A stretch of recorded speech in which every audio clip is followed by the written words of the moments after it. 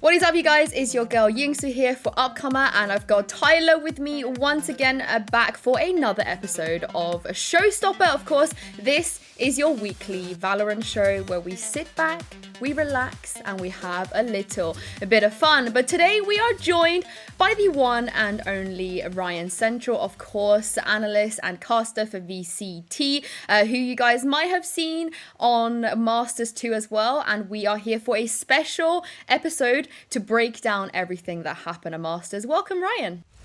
Good to be here. Maybe not the best result for Europe overall, but I think we can still take something home to be proud of, and plenty more sort of like fire in the belly, I suppose, in Masters 3, right? Oh, Ryan, No, wait, Tyler, wait. Yinsu. I need to preface this. I am going to give you 15 seconds, Tyler, to gloat as much as you want. But after these 15 seconds, for the rest of today, zero gloating. Okay, ready? I'm going to count you in. 3, 2, 1, go. Europe can take home that pride, that, moral victory. You know what NA's taking home? The trophy. The #1 world ranking. The not only best team in the world, the best region in the world. NA Valorant is the peak of the game, and everyone is giga gap below us. That is all. Sentinels, thank you very much. Predicted you before the tournament, and I saw you win throughout. Thank you very much. It was easy peasy, easy clap, nothing to do. Good job, Europe. Fnatic did great. Team Liquid did But yeah, NA is the peak of Valorant, and I think we've all seen the true power of the bald eagle, North America, in full display in Reykjavik. I feel like that was more than 15 seconds, but you deserve it, Tyler. So I'm gonna give you that screen time. But we have to move on to our first segment, which is roast our tier list. Now this week we're doing something a little bit different because Tyler and I both made our tier list for teams going into this event ahead of the event. You guys can go check that out for episode 3 we did with Sideshow. But Ryan, we have you here. And we kind of want to revisit this because, as you guys have heard, Tyler is there gloating about how he's right. But does that reflect what we actually picked in the tier list? We're going to start with mine because I have absolutely no gloating power today. So let's just get mine out of the way. But Ryan, you have the tier list ahead of you. Now, what did you make of my predictions, I guess, with how the teams are going to perform? So I think you were both super mean to Crazy Raccoon and X10. Crazy Raccoon I can understand considering they came bottom last, but I think X10, if they had ran into some other teams that weren't like Fnatic, I think they could have potentially got a little bit further in the tournament. Sharks maybe a little bit overrated considering, but that was always hard to say. I think it's like the top tier, right? It's those top 3 teams of Sentinels, Team Liquid, and Fnatic.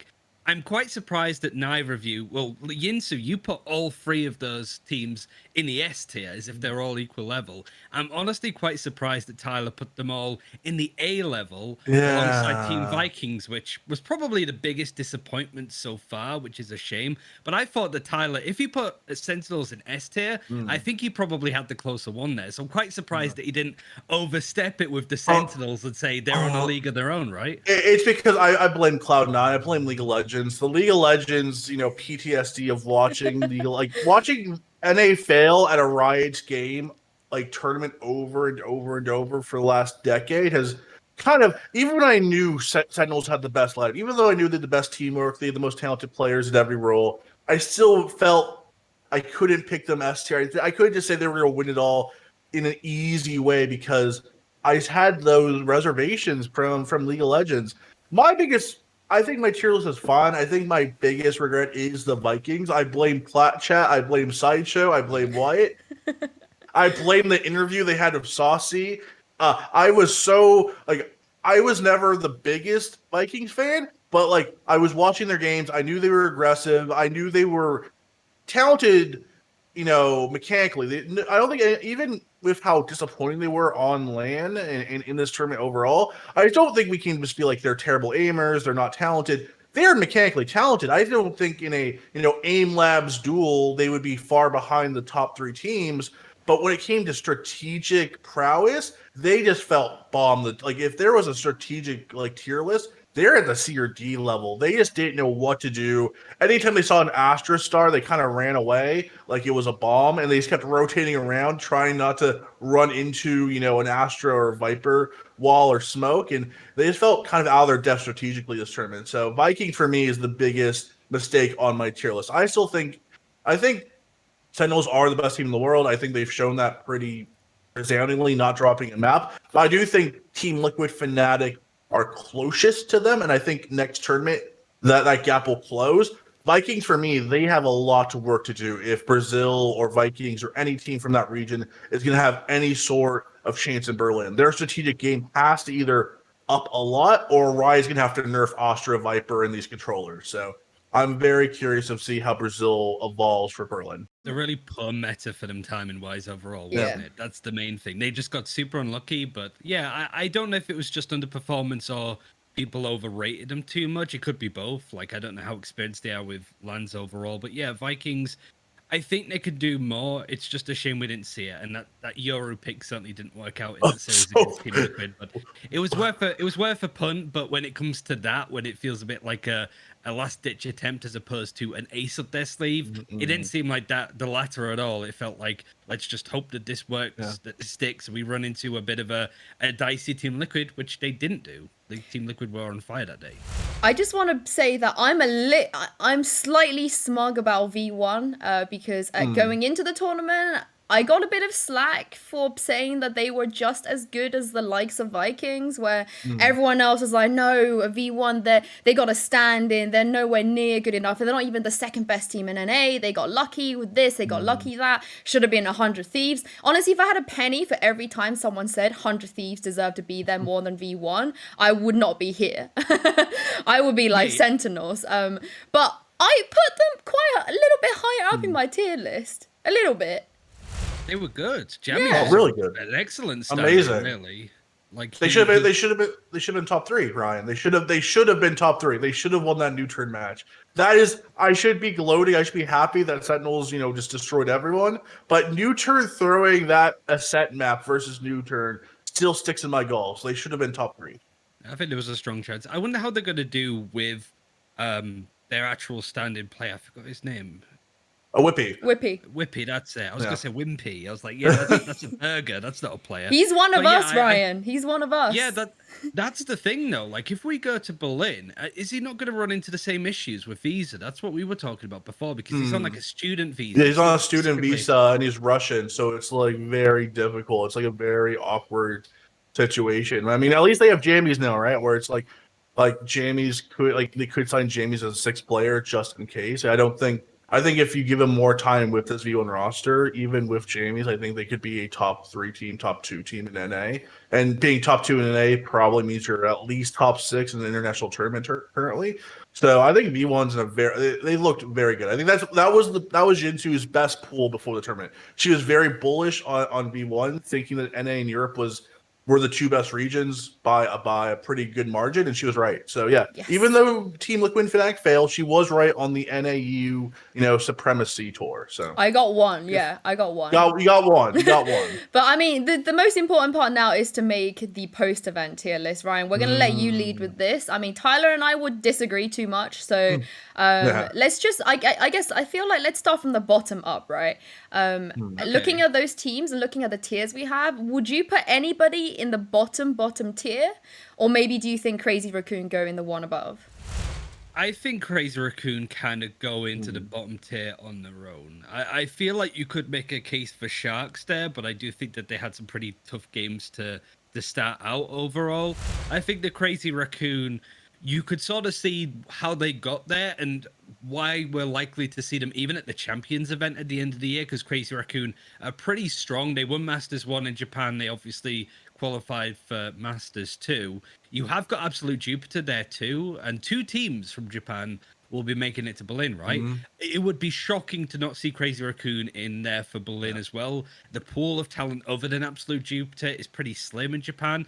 but it still felt that it was kind of Munchkin or bust for the most part. We really didn't see the same kind of play that we saw even from like X10, which were another team that people considered to be pretty F tier, I guess you could call it. I think there's room to grow for this team. It's exciting, but it's almost an over reliance on Munchkin in some of the cases, and I don't think it's fair to put anybody else on their level. I feel mean, but we got to be honest with these kind of things. I think that Japan is the weaker region right now, but they're growing, and it's a region that's growing overall in esports, and they could absolutely have a golden age sometime in the next couple of years and suddenly be the new Korea or China in some cases. Who knows at this point?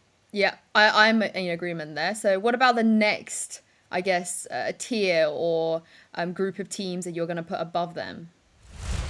This is a tough. So I think that Sharks and X10 would go in the C tier. The question is, would you put Crew in there as well? And I think the Crew actually impressed me the most out of all of the teams that played. Obviously, you know, Sentinels, Fnatic, because they got so far in the tournament, were good. But I think that from watching that LATAM final against Infinity, Crew were the team that I went, people are going to think that this team is like dog, and actually they're quite decent. Not only are they good at playing the Astra, the Viper when they need to, they can play like the Omen, as we saw in the Reykjavik tournament, and still play somewhat a meta from 2 months ago and still look good against teams that are playing the new stuff, right? I think that was the biggest problem and narrative for some teams is they haven't adapted. Crew didn't need to adapt. They could actually keep up with the teams playing their old stuff, and they had a good squad. No standout players to the level of Patipan and Munchkin per se, but pretty decent. So yeah, I think for C tier, you're probably looking at X10, you're looking at Sharks. I think you'd have to put in Crew there as well, because the B tier is where it gets super interesting with like NUTURN version 1 potentially and Viking. So I say D tier, we have Crazy Raccoon on their own. C tier, X10, Sharks, and at the top of it, definitely Crew. I mean, well, let's go on to the B, because I think there maybe isn't a couple of obvious S's, but when it comes to the A's and B's, this is where Tyler and I would disagree the most, I feel. So I think for this tournament, version 1, no, actually, first of all, Vikings. I think Vikings are definitely B tier. Bit of an underperformance overall. So now it comes into like version 1 in this tournament. You're looking at potentially either NUTURN or Team Liquid.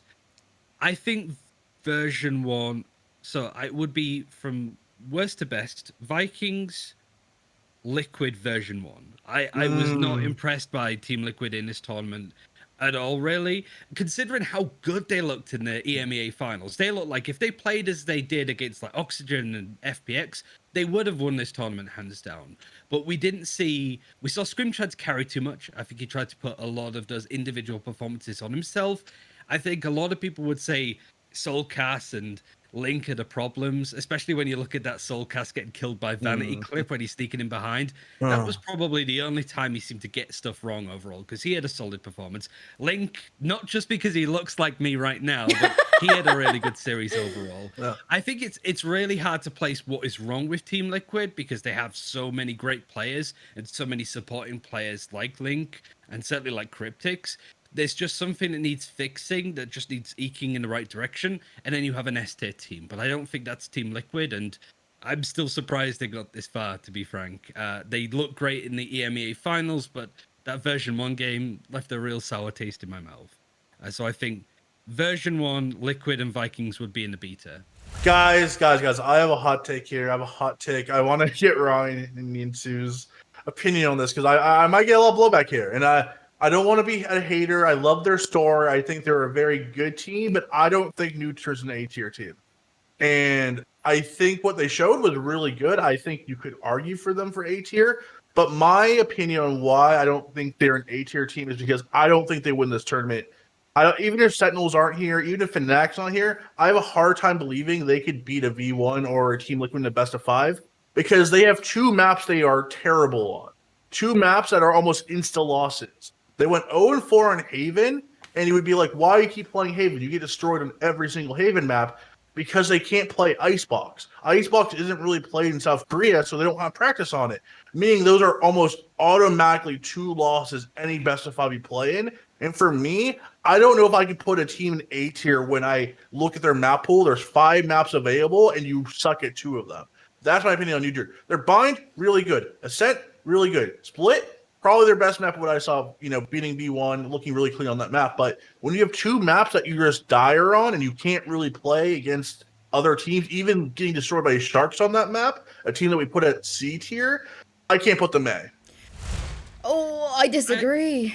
I really you can't play two maps. No, I can't play no. 50% I just disagree because, like, judging from their performance and also what all the pro players said, like, I don't remember a time where the entire team of Fnatic came out of a best of 3 and went, that team was insane. Like, after beating them, saying that, unanimously saying, that team is ridiculously good. Like, what the hell? We didn't expect them to do that.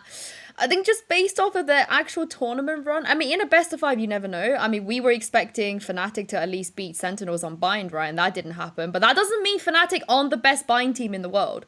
Like, they lost one map on bind, but I would still say they're the best bind team in the world. So, I don't know. If anything, it's like, I can't put them in B.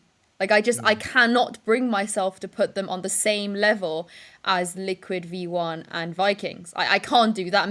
I mean, I can see a world where we shift them down. Yeah, exactly. We need a middle, we need a half tier. But what do you think, Ryan? Yeah, I think just add an A- and put NUTURN in there. That's probably because I feel like as well, like I sort of said, like Team Liquid looked good, but they were disappointing in comparison to expectations set by them for playing so well in EMEA finals and also everybody else. I think it's the opposite for NUTURN. Nobody really came in thinking they were good. I think a lot of people saw the amount of times that I heard, if this was Vision Strikers, they would be doing so much better. And it's like, no, forget Vision Strikers. This is the best team in Korea right now. They earned their spot, deservedly so. And I feel like you could watch them play and go, if they worked out, like their map pool, like Fionn was saying, if they worked out some of the issues and areas that they had solo, sometimes overextending a little bit. I remember that overtime round, I think it was against, it would have been probably version 1 where they went to overtime with Ascent.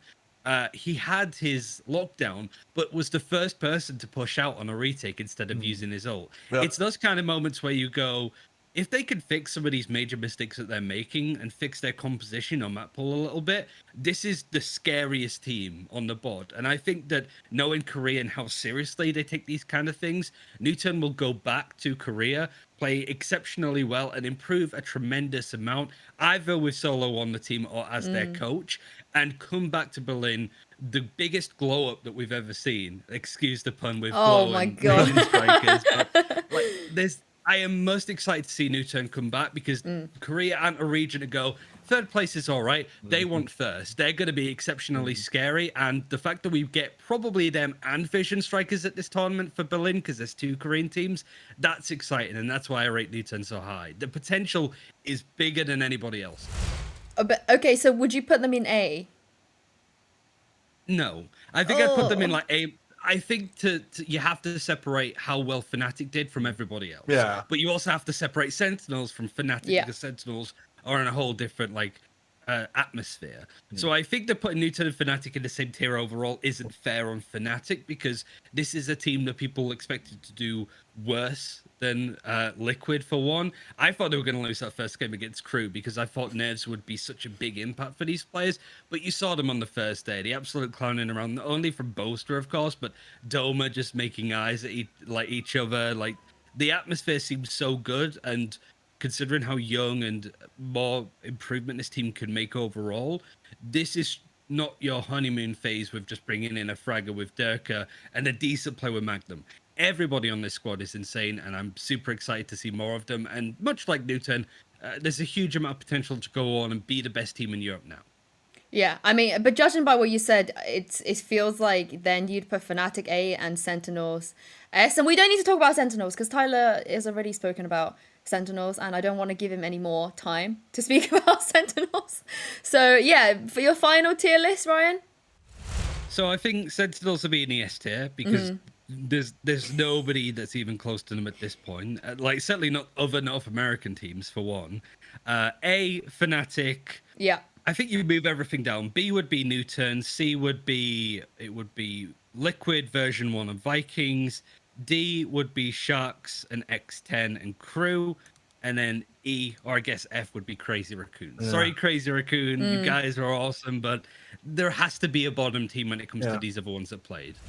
Fantastic. Well, that is our Roadstar tier list. We are going to move on to our second segment for today, which is overreactions. We love a good overreaction. You know, I'm pretty sure after day one, like every EU analyst was like, Fnatic are the best team that's ever lived on the land of Valorant. And me and Tyler have both written down 2, and we're gonna see, Ryan, if you agree with them, if you don't agree with them, or if you just think that we're absolute melons for having these opinions right after a tournament. But I'm gonna start with mine, which I believe that EMEA as a region, not Europe as a region, before everyone kind of like pops off at me, EMEA as a region deserve the most slots at these international tournaments.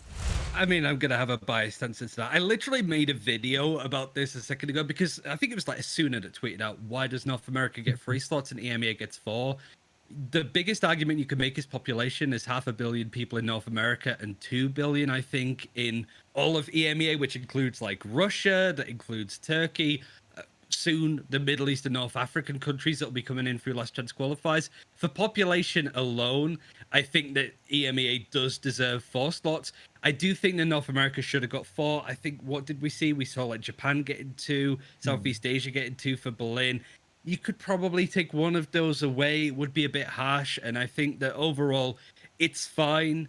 But I really dislike this argument of like, oh, because North America won, they deserve 1 more slot. I think it was Fionn that said 7 as a joke, but there's genuinely people that are going, that's a great idea. That's genuinely a great. But I just think that like, and also like I feel like the 3rd best European team is still better than the best Japanese team, and the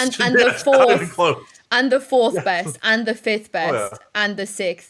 Maybe even the 7th and 8th too. Like, are we honestly? Bring me Ambox. Yeah, like bring me Heretics. Like they'll smash Crazy exactly. Raccoon. But are we really thinking that like it's a crime to give FPX and Gambit a slot? Like, it just blows my mind. But Tyler, I'll pass it on to you for your next overreaction. All right, I think. I mean, I'm making this the title of the video. This is gonna be the topic of the day. You know, Ryan, please. Just disagree with me. This is going to be the correct opinion. All of you in the comment sections, please agree with me and, you know, slander anyone who disagrees.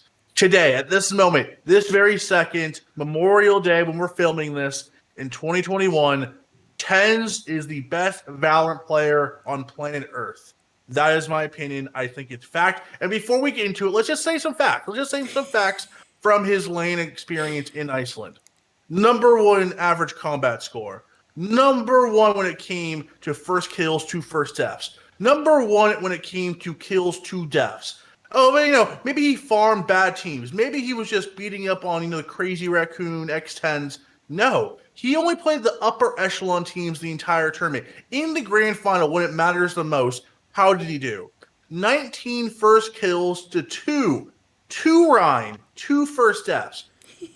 That is mind-boggling. That is something that should never happen in a million years, where a player goes 19-2. And how did he go against Durka? Durka, who was the second best performing ace in this entire tournament. It was the battle of the young phenoms. Who would win out? TenZ beat him 23 kills to 9. He blew Durka out of the room. He sent him straight to the airport after they played. So yes, I think Shazam is the most valuable player in the world. I think what he brings as a coach, IGL, everything, you know, that encompasses that. He is the most valuable player. But for my buck, the best player in the world is TenZ. See, I would have said exactly what you just mentioned at the end there. I don't think TenZ is the best player in the world. I think Shazam is, because TenZ is the best weapon in the world, but Shazam is the one that has to aim him. He is the one that has to control that. He is basically, TenZ is just this mad-ass Pokemon, and Shazam is the trainer. Also, I think Shazam deserves a lot of credit, considering just how much flack he's been getting as well. I remember that clip that was taken out of context with him saying, just that he scrimmed a lot of teams, so that scrims are going well. And Reddit took it to say that he was beating G2, which they didn't, because I remember Mixwell literally atting him on that tweet being like, do you want to be honest here? We beat you in scrims, kind of thing. Shazam's had to deal with all of that. There's also a lot of stuff going on with Sentinels behind the scene at this point, of course. He's had to change his role because of that, moving away from the Jet and the Oppin himself to play Sova, which is probably one of the hardest agents to play on and even to IGL on. I think there's a lot of European teams that have struggled with that in the past, having their IGL on Sova, and their frags just drop out. They're in a drought because they have so much stuff going on. Even though he's maybe not fragging out the same level as TenZ, he is the one that pulls this all together. And I think you can take TenZ out of that team, put somebody else in another. Scream. If you put in Scream, they still win the tournament. They still win the tournament. They still win the tournament. First kills to 2 first deaths as an entry fragger is absolutely bonkers. And the fact that you guys are overlooking this fact, like Shazam controlled him like a puppeteer. Let me say, let's go to Bind. Let's remember Bind in this matchup. It's 1-0. We're in Fnatic's best map. It's 9-4. They just won the pistol round. This series, it looks like it's going to 1-1. Sentinels are on the eco. They have pistols versus specters of Fnatic. And this should be a 1-1 series. Fnatic is going to roll through. It's all over. What happens? TenZ walks out, showers, and just gets 2 sheriff kills instantly. That wasn't Shazam there. That was pure TenZ turning to get the match on its side. And I just think that's the reason why no other player, even Scream, from what I was on, I think Scream's aim, best in the world. But I think TenZ just has that little extra edge, that magic feeling where he can turn a lost round into a 1 round instantly. That just makes me feel like he is the best player in the world today. And I think it's an argument, right? I think you just summed up everybody on Sentinels, though. I feel like Dapper has that quality, and so does Sick, and, Zoms too. But I think that's why makes them the best team. But I would love to see, like, if you were to swap TenZ and Scream and put TenZ on Liquid, do you think he would make such a big difference to Liquid that Liquid would win the tournament? There's kind of, but I feel like if you push Shaz, that's the most controversial thing. I think that like TenZ is great, but but if you push Shaz, if you push Shaz on Liquid, I think they could potentially also win the tournament if you had Shaz and Scream on that team. Yeah, because they don't have an IGL. Yeah, if you bring in the most valuable player in the world, which I'm saying Shaz is. Most valuable, Shaz. Best player, TenZ. I think that's fine. I don't think we have to like really boil it down to it is an overreaction. It is an overreaction. Yeah. I mean, Tyler, I think TenZ is 100% up there. I think I would be stupid not to think that he was the best player performance-wise in that tournament. But whether he's the best player in the world, we should make a whole other episode where we just talk about that. Yeah. Can we agree that he's the best ace in the world? He is the best entry fragger. He is the best carry player currently in Valorant. I think Durkee was the second best, and he blew Durkee out of the water. Yeah, I can agree with you on that. Yeah. Scream is saying he's going back to Reyna and going back to his bread and butter, leaving maybe the Sage behind, leaving the Phoenix. So if Scream picks up the Reyna again, maybe there's a duel between TenZ and Scream on the horizon. We didn't get to see that match in Iceland. Probably the only big match I think we still really want to see is versus those 2 players. But I think right now we can say he's the best ace. So I'll take that. I'll give you that. I think that's fair. Well, the next overreaction is something that me and Tyler actually both agree with, Ryan, and that is that NA and EU giga gap all of the other regions as of now. Yeah.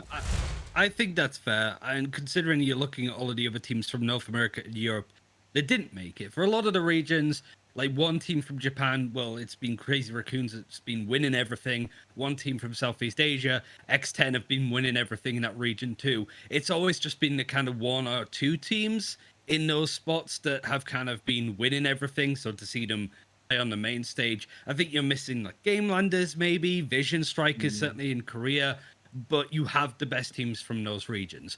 I still feel that you could bring in Gambit, you could bring in Oxygen, and you still might not have the best team in Europe, considering like G2 never got close, Ascent barely made it as well. And North America, need I mention how good Cloud9 or NRG are looking at the moment? There's a lot of momentum, and whilst these teams have been prepping for Reykjavik, I can imagine NRG, I can imagine Cloud9 screaming like crazy, getting up to date on Breeze when a new agent comes out at the end of next month, start of July kind of time.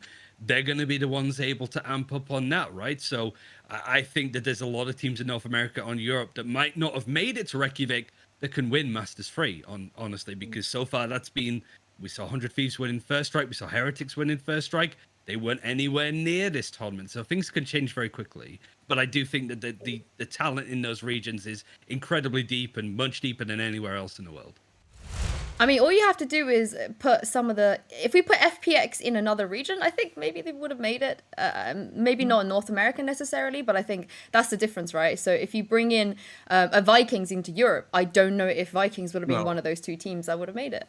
But yeah, Tyler, one more overreaction from you.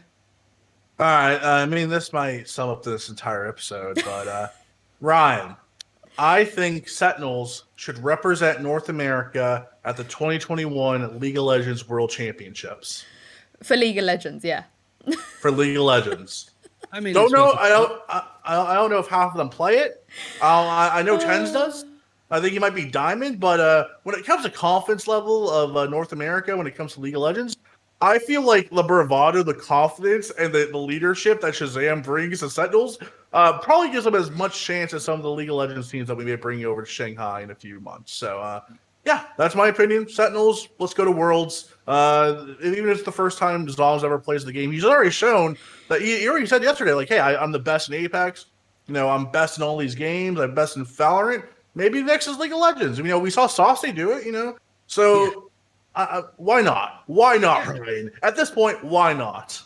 They could go into TFT. They could go into Project F. I think it's called the fighting game. They could start a team there. Like they could just do everything for Sentinels. Rocket League, Knockout City, whatever the hell's coming next. Pokemon cards. Like they're just gonna absolutely nail it because the Sentinels, they don't lose clearly. So yeah, see if they can get that to work across different games. I feel like I would love to see Fnatic play Sentinels in League of Legends because Boaster is actually good and Durka, I believe, is plat. I want to say he's plat, but I'm not 100% sure.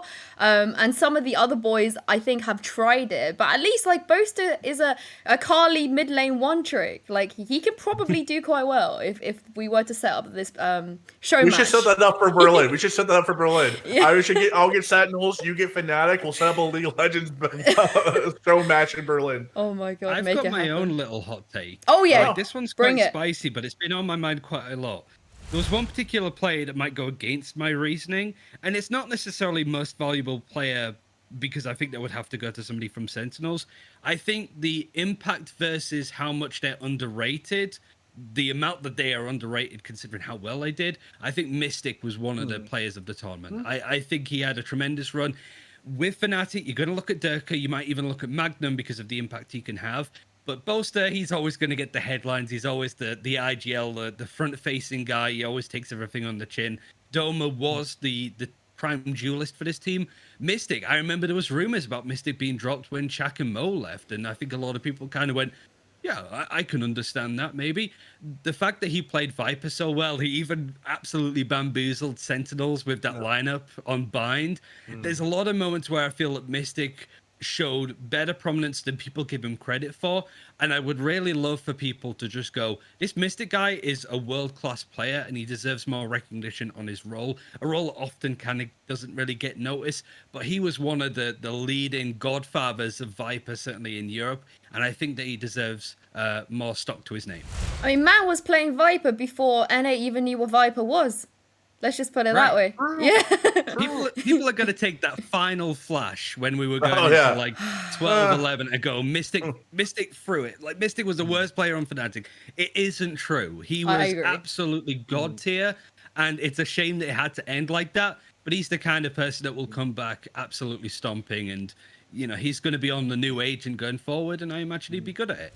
I think Mystic is absolutely incredible. I mean, yes, again, the flash to end the series will probably be what people remember most by him in this term, which is very sad because for Fnatic, a team that has Fnatic's bread and butter is the coordination, right? It is the chain link plays. It is the flashes into the ultimates, into the smokes. They're such a coordinated team that even when they lost to Sentinels on Bind, I still think But as Stu said, they are the better bind team. I think their composition and how they play in bind is absolutely incredible. They only lost because TenZ said no.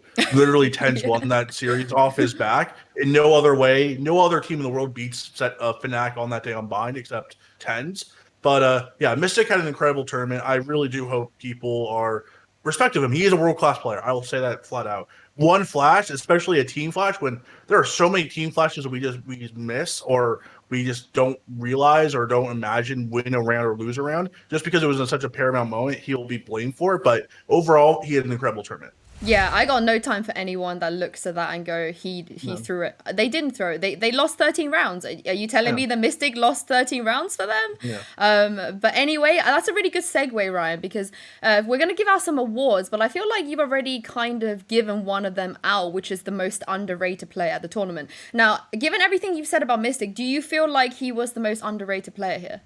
I think so. I'm trying to think of whoever else might have had some significant stuff. I also like to give it to players that I think naturally would have people go, they're the problem, get rid of them. I have stood up to bat for Zoms on regular occasions because when it goes wrong for Sentinels, it's always his name that comes up because he's bottom on frags. That's about it. When it comes to Omen flashes, they're always perfect, and he's just a player that the team sort of needs. I think Mystic is kind of like that a little bit. I think that you could make the argument for Link a little because he's having to play all sorts of different agents for Team Liquid, and he always looks great and clutches out. If it wasn't for him getting that 4K clutch against BDS, they wouldn't be here. They wouldn't be anywhere close, right? So I think that you have to go all the way back and go, Link has come out and done tremendously well for Team Liquid. But I still think I have to go for Mystic here. I think that also another spicy take, I think Sky and Viper, well, Sky especially is probably the hardest agent to play for a lot of these pro teams to get it right, because it's very easy, as we saw, to get it wrong with those flashes. I think Viper's up there as a really difficult agent to play, and he is absolutely world class on both of them at the right times too. So I think that when it comes to the impact on the agents, his fragging out, just him as a presence on the field, you can't say that he's not a great player, and not many people talk about him. I'd have to agree with you. I'd give it to Mystic as well. Tyler, are we in all agreement that we're giving Mystic as the most underrated player in the tournament? No, I'm gonna go Jammies. I'm gonna give it to Jammies. Emergency sub, had to come in last minute. I think he played absolutely incredible. I don't think, again, Mystic better Viper player than Jammies, yes, but I think from him being forced into a team last minute, flying to isolate, meeting these guys for the first time, I think he did an incredible job, and I hope he gets picked up by a tier 1 team because I think he really showed that he is a player that can be the spine of a team, just like Mystic is for Fnatic. So we'll go two Mystic, 1 Jammies. Yeah, I'm okay with that. I mean, let's just give out the most obvious award, which is the MVP, right? I know Tyler's going to give it to TenZ, and we've already spoken about this a little bit, but yeah, Shaz for me. I'm going Shaz too. Okay. Don't get me wrong. Don't get me wrong. TenZ, best player in the world, but for MVP, it's Shaz. Shaz is the head coach, the carry, the IGL, the captain, the tap dancer of the team. He does it all. He is the heart and soul of Sentinels. Sentinels is not a team without Shazam. So MVP for the finals, TenZ, but MVP for the entire tournament is Shaz.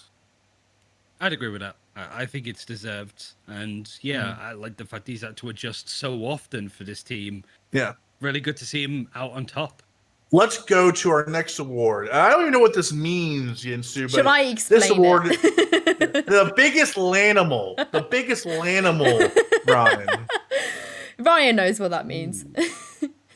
I do. I'm trying to think who really got into the heads of the enemy team as well on stage. Vanity. I think you got to give it to Vanity. I think you have to give it this. The moment he looked at Soulcast and went, "You're right there," shouted across after 180 him. No moment that Soulcast was done at that point. He was out of the tournament. He was sent to the Shadow Realm at that point. It's so difficult to mentally reset from that. And I think he was the loudest guy shouting, and the fact that he's doing it whilst wearing cat ears, it usually goes to a Brit because Brits are the LANimals overall. Like the Overwatch World Cup team, they were prominent for that.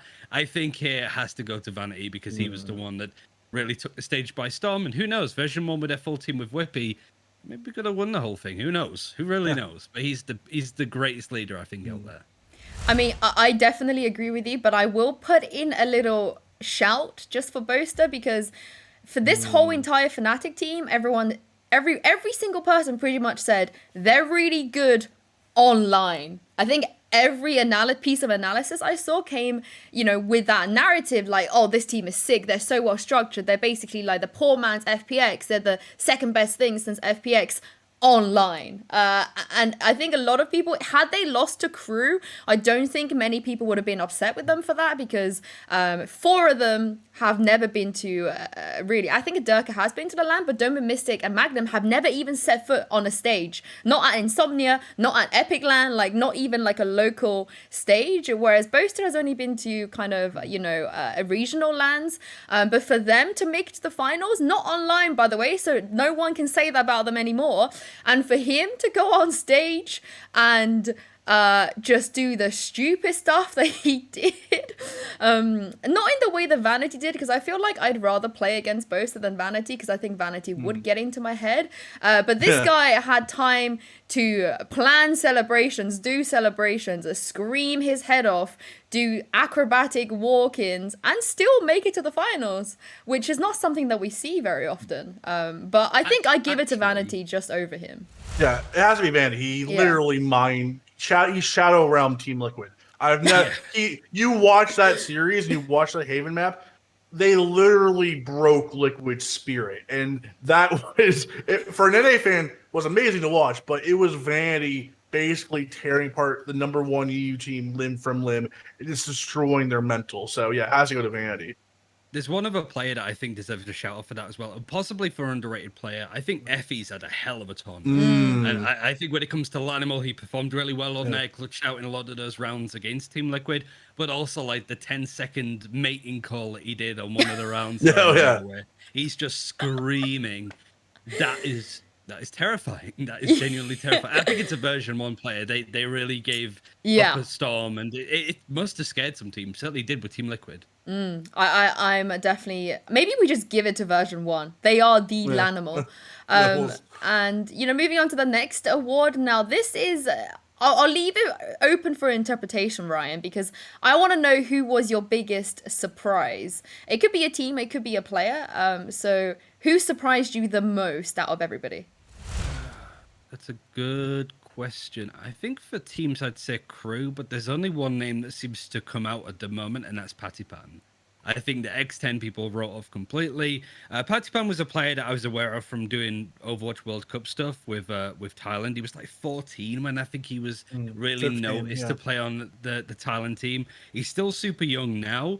And he is the kind of player that if there's not North American or European teams trying to grab him as a potential pickup player, he's kind of like finding poised, I suppose, but better than poised, I think, for C9, right? I think he's the potential future of a game like this, and he shows that he has the personality. He's a complete nerd as well, and he has the energy of somebody like Boaster, which everybody loves in those kind of things, but also mechanically was insane. His issue was probably going too far a couple of times, but there's no denying that he could be, I won't say the simple of Valorant, that's maybe taking it a bit too far, but he is the player that you kind of go, keep an eye on him, he's the future of this game.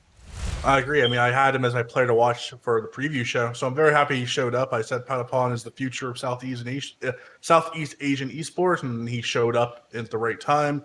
I think he's incredible. If he doesn't get picked up by a North American team, as you know, I feel like he's TenZ like 10 months in the past. If you can find Shazam to kind of coach Patapon, like if you can find an IGL or like a veteran CS:GO player to like really rein him in, he's going to be very scary by next year. Like he could be the best ace in the world with the right coaching, the right, kind of mixing together. My biggest surprise players, I'm going to go with 2 of them. I'm going to say Solo and Perry. Not that Solo and Perry to me were bad players, but I saw them more as, they were the rocks. They are the lead. They're going to bomb frag almost every single game. They're not going to show the most mechanical skill. It's going to be Lakia, Suggest, Allow. Those are the guys who are going to have to really carry the load. But god damn, can Solo and Perry get a headshot? The amount of times those two had incredible headshots on Sheriffs and eco rounds was absolutely stunning. Like those two players Solo and Perry both had matches in this tournament where they were top fragging for the entire team. So I want to give the two old guys some credit. 30, 33 respectively. Solo say he might be retiring, might be going to a head coaching role. I want to see them keep playing. Like, they have the mechanical ability to still stand up to these young kids. I think they were behind the meta. I think their map pool needs to bolster up. But Perry and Solo, especially Perry with that headshot on TenZ in the NUTURN series, where yes, Sentinels were owning them, but the updash by TenZ into a clean headshot while getting sucked while Ian Haven's A site was absolutely phenomenal. Like, that was the play of the tournament for me. The Perry headshot, that was just absolutely incredible. Yeah, I really, really, really love the NUTURN boys as well. But I'm gonna have to lean towards Patipan, and I know NA are gonna snatch him up. But Ryan, think how good he would be if he went to like NIP. Like him, Rhyme, Existence. Yeah. Oh my god! Like, I know NIP like to do these roster switches, and I know EU right now is like the roster things that's going on is mind blowing. But if I were him, I'd go to NA as well, just because the structure is better there, and of course the salary is better. Oh, but what I would give to see him on NIP, honestly. He just needs a dad. He needs a dad. He needs a dad. He just needs a dad, and he'll grow up into a superstar. What I was going to say, if they can't make the TenZ thing happen with Sentinels and Cloud9, language issues aside, I think... No, he speaks English. His English is great. His English is perfect, yeah. Interviews. I think he probably didn't feel confident enough to speak English in an interview, which is fair enough. But like...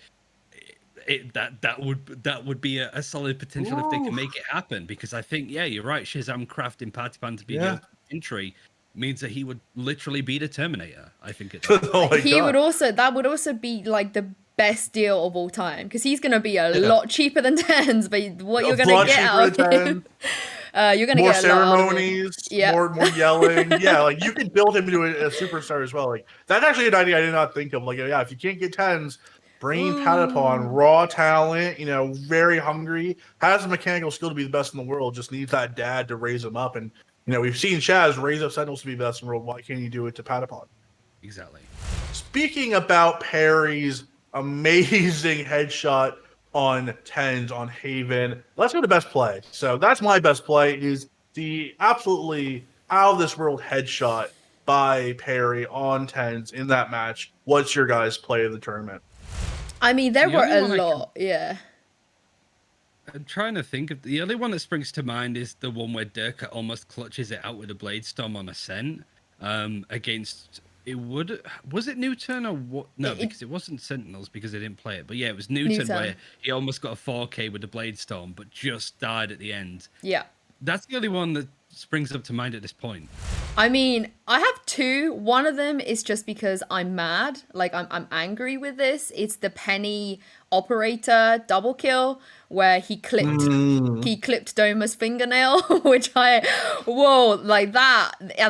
is a big tilter. But I think for me, the play of the tournament has to be the Shazam 1v2 clutch when he was concussed on Haven. Oh yeah. Holy moly. I mean, I felt like if he hadn't done that, and Fnatic are an extreme momentum team. Like, once they get 2 or 3 rounds together, they get 6 or 7. They don't just get 2 and 3 and stop. Like, we've seen this before. But if Shazam didn't do that, and I think mentally as well, as Fnatic, if you win that round, I think there would have been a world where we see map 4. But to lose it like that, where I think Shazam got a 4K that round, first with the Blaze Storm, and then whilst he was concussed, he killed, I believe it was Doma and Mystic. That's a big, big, big tilter. And I think it also sums up the kind of player Shazam is, right? He's not just an IGL captain, coach, dad, whatever else he is on the team, but he steps up. Like, leading by example is such a big thing in Valorant. So yeah, I'm gonna have to give that to Shaz. But Ryan, have you changed your mind? Are you gonna come to my side? I think I'm gonna go for what you said as well. I don't think anything really comes close to what's that Effie's clutch. I remember the transfer on the Odin. Yes, I was gonna bring that up as well as an honorable mention for me. I think there's plenty that Effies were in, which was quite good. Lakia had a really good one as well. Oh, the Lakia, which won the series. Him going over the Molly to get a double kill, which would have, if he misses that, they lose the series, and NUTURN probably is out top 6, where Yeah, that was huge. There's so many. Just the rush in to get the timing as well. Like, it is between those two. I can't think of anything else really between Lakia or Shazam. There were lots of good ones individually, but I don't think when it comes to impact, you can't really get any better than those two. Perfect. Well, that is all the time we have for today. I think we've gone through pretty much everything. But again, Tyler, you're one up on us this time. But we'll see everyone in Berlin, and we'll see how the NA teams do on our home turf. Like that, technically, Iceland was also our home turf, but we're not counting that one. But maybe a crowd. Maybe there'll be a crowd. Hopefully there's a crowd. Maybe there will be a crowd. But thank you so much to Tyler, as always, for being my co-host, and thank you, Ryan, for joining us. And we hope to see you back at VCT Challengers 3. Yeah, I hope so as well at this point. But nice little break in between, so we can take it easy. But literally, I'm dying for stage 3 at this point. Gets to Berlin. Yes, let's get it, guys. Thank you to you guys for watching at home. If you've enjoyed this, drop us a like and subscribe, and we'll see you for another episode of Showstopper next week. Sentinels #1.